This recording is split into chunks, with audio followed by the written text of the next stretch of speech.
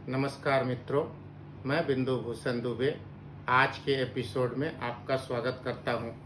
आज का विषय है खुद को कमज़ोर समझना सबसे बड़ा पाप है। जी हाँ, यह वाक्य जननायक, राष्ट्रनायक, विश्व स्तर पर भारत के सनातन परंपरा को लोहा मनवाने वाले करोड़ों हम जैसे युवाओं के प्रेरणा स्रोत परम पूजनीय स्वामी विवेकानंद जी ने आज से 127 वर्ष पहले कही थी। आज का व्याख्यान परम पूज्य स्वामी विवेकानंद जी के जीवन के सिद्धांतों पर आधारित कुछ अमूल्य अनमोल बातों को लेकर के है। मैं उनके द्वारा कही गई जीवनामृत से संबंधित कुछ विषय, कुछ बिंदु आपके समक्ष लेकर आया हूँ। यह आपके जीवन में अमृत का काम करेगा। इसे अंतर मन में लेकर आगे बढ़ने का प्रयास करें। यदि हम अपने जीवन में इन विषयों को ढाल लेते हैं तो हमें कोई भी संकोच, कोई भी रुकावट जीवन में अपने लक्ष्य को पाने में नहीं रोक सकती। हम अपने लक्ष्य को आसानी से प्राप्त कर सकते हैं। स्वामी जी ने कहा है, खुद को कमज़ोर समझना सबसे बड़ा पाप है। इसकी व्याख्या मैं ऐसे करूं कि मनुष्य के अंदर आत्मा है और परमात्मा का आशीर्वाद है। हमें कभी भी खुद को कमज़ोर नहीं समझना चाहिए।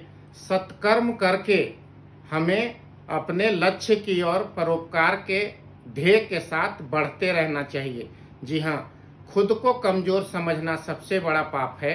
इस कड़ी में पहला विषय लेकर आ रहा हूँ, क्यों हम अपने आप को कमज़ोर न समझें। इसके व्याख्यान पे मैं आता हूँ। सबसे पहले मैं आपके सामने ये बताना चाहता हूँ कि हमारा जो मस्तिष्क है, मनुष्य का जो मस्तिष्क है, उसके अंदर जो शक्तियाँ हैं वह सूर्य की किरणों के समान तेज है। उसे केंद्रित करना होगा, कॉन्संट्रेट करना होगा। हमें अपने मन मस्तिष्क को केंद्रित करके सब कुछ पा लेने की ललक पैदा करनी होगी। हमने अपने मस्तिष्क को अगर ध्यान केंद्रित किया तो जीवन में कोई भी लक्ष्य मुश्किल नहीं होगा। सभी लक्ष्य हम आसानी से प्राप्त कर सकते हैं।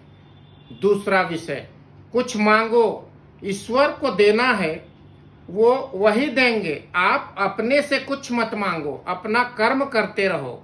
अपना कर्म आपको आपके लक्ष्य तक पहुंचाएगा। आप हमेशा याद रखना, आप यदि कुछ मांगते हो तो ईश्वर वही देगा जो आपने मांगा है।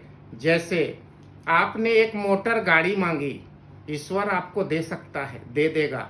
लेकिन यदि आपके कर्म और ईश्वर के आशीर्वाद दोनों मिल जाते हैं तो हो सकता है गाड़ी नहीं बल्कि गाड़ी की फैक्ट्री के मालिक आप हो जाओ। मैं यही बात स्वामी विवेकानंद जी के मूल सिद्धांतों को उदाहरण के द्वारा समझाना चाहता हूँ, क्योंकि हमारा और आपका सोच संकुचित है।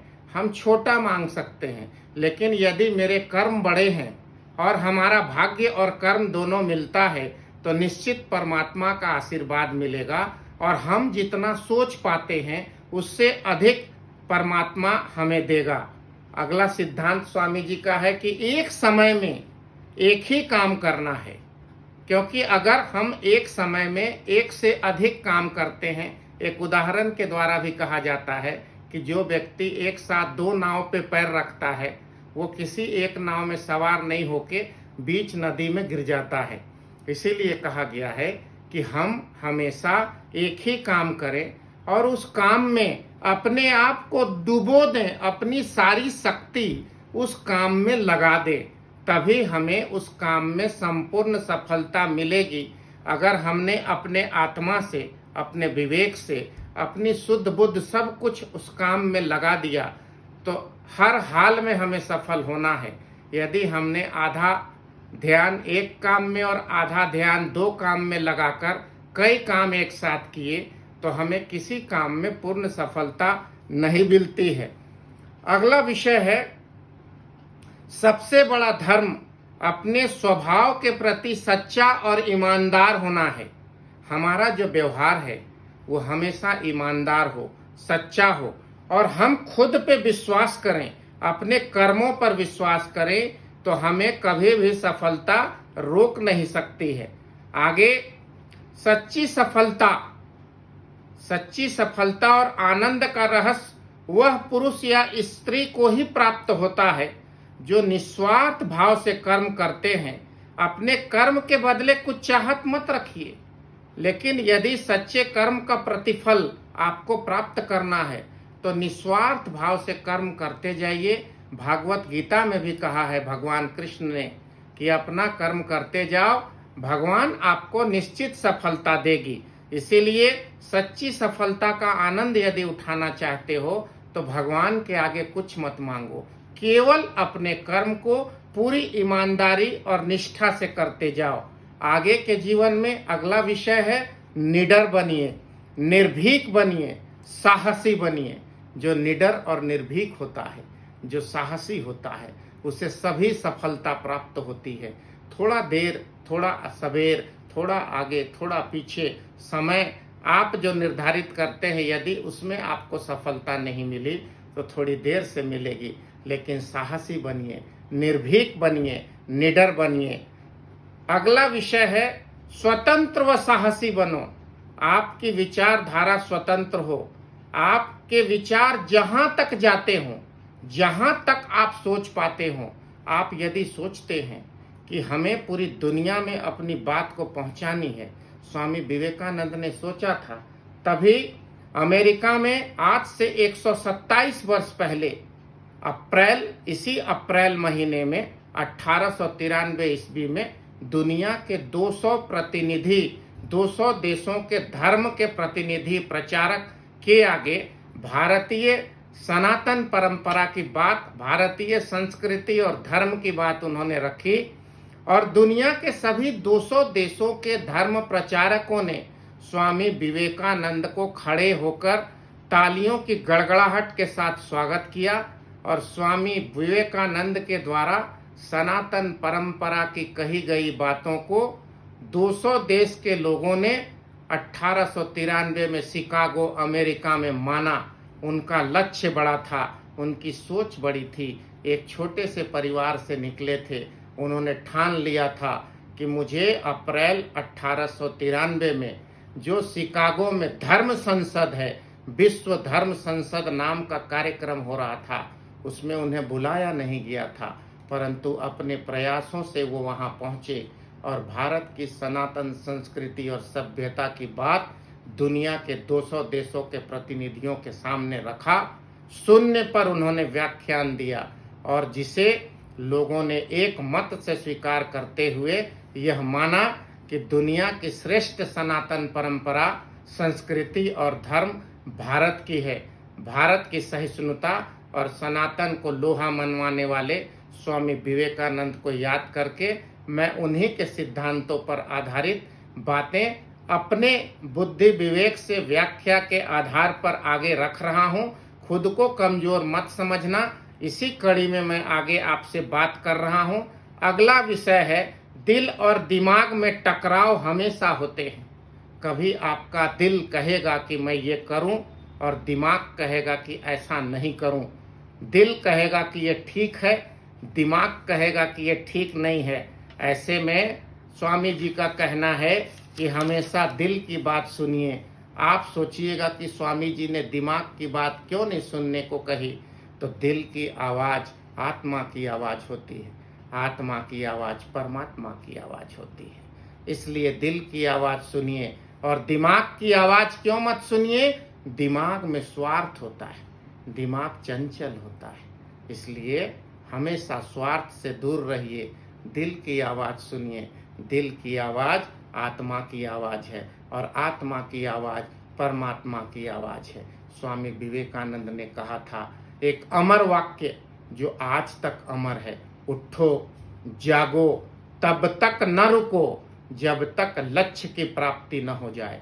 स्वामी जी ने कहा था आप अपने नींद चैन को त्याग दो, उठकर खड़े हो जाओ और चलते रहो अनवरत अपने जीवन के ध्येय की ओर। मैं आज के नौजवान पीढ़ी, युवा पीढ़ी को भी स्वामी विवेकानंद के उस महान सिद्धांत का, महान अमर वाक्य की वाणी को अपने घर में, अपने मस्तिष्क में, अमर वाक्य की तरह रट लेने को कहता हूँ। उठो जागो, तब तक न रुको जब तक लक्ष्य की प्राप्ति न हो जाए।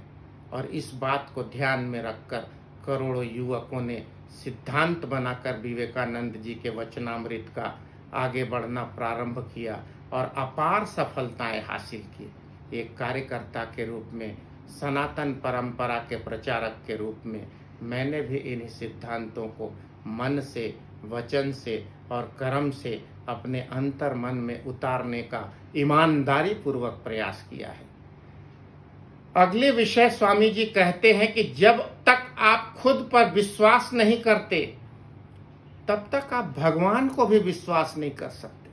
सबसे पहले खुद को विश्वास में लो कि मैं इस सफलता को हासिल कर सकता हूं। जब आप खुद पे विश्वास कर लेंगे तो भगवान भी विश्वास करेगा, भगवान पर भी विश्वास होगा आपको। और जब खुद पर विश्वास करके आगे बढ़ते चलेंगे तो भगवान का आशीर्वाद मिलेगा। और भगवान पर विश्वास जैसे जैसे बढ़ेगा, भगवान भी आपको आशीर्वाद देकर आपके मार्ग में सफलता की ओर आपको लेकर चलेंगे। बाहरी स्वभाव और अंदरूनी स्वभाव का स्पष्ट रूप है। इसका मतलब कि आप जो व्यवहार दिन प्रतिदिन लोगों के सामने करते हैं वैसा ही व्यवहार करते हैं जैसा आप अंदर से सोचते हैं। इसीलिए अंदर के स्वभाव को हमेशा सुंदर रखिए, हमेशा दयालु रखिए, हमेशा स्पष्ट और ईमानदार रखिए। अंदर से आप जैसा बनेंगे वैसा ही आपका स्वभाव बाहर में प्रकट होगा। स्वयं पर अंतिम वाक्य स्वामी जी का आज का वचनामृत है। स्वयं पर विश्वास से ही दुख और बुराई समाप्त होती है। अगर if you will believe on yourself then only all evils will finished from your heart. अगर आप अपने आप पर विश्वास करते हैं तभी आपके हृदय से सभी बुराइयों का अंत होगा। क्योंकि आप याद रखिएगा, धोखा और असफलता कब होती है? जब आप खुद पे विश्वास नहीं रखते हैं। आधुनिक युग के बहुत बड़े भविष्य दृष्टा थे स्वामी विवेकानंद जी। दुनिया के बड़े बड़े लोग और खासकर भारत के बड़े बड़े लोग उनकी बात पे अमल करते हैं। आधुनिक युग के ऐसे भविष्य दृष्टा स्वामी विवेकानंद जी थे जिनके वचनों पर चलते हुए, जिनके सिद्धांतों पर चलते हुए पूरी दुनिया के बड़े बड़े दार्शनिक पूरी दुनिया को एक सही राह दिखाए हैं। मैं भी आपसे कहना चाहता हूँ, मैंने आज जितनी बातें कही वो सिर्फ इसलिए कहा कि आप कमज़ोर नहीं हैं। अपने आप को कमज़ोर मत समझिए, अपने हृदय को मजबूत करिए, अपने हृदय में ईमानदार और सच्चाई लाइए, निस्वार्थ कर्म करिए। परमात्मा आपको कर्मों का प्रतिफल देगा। कुछ मांगिए मत। मैंने उदाहरण के द्वारा आपको कहा कि आप एक गाड़ी मांगते हैं, भगवान हंस के कहेगा कि लो एक गाड़ी तुम्हें दिया, परंतु आपके कर्म बहुत अच्छे हैं तो आपको एक गाड़ी की फैक्ट्री का मालिक भी भगवान बना सकता है। इसीलिए छोटी छोटी चीज़ों में खुद को मत उलझाइए।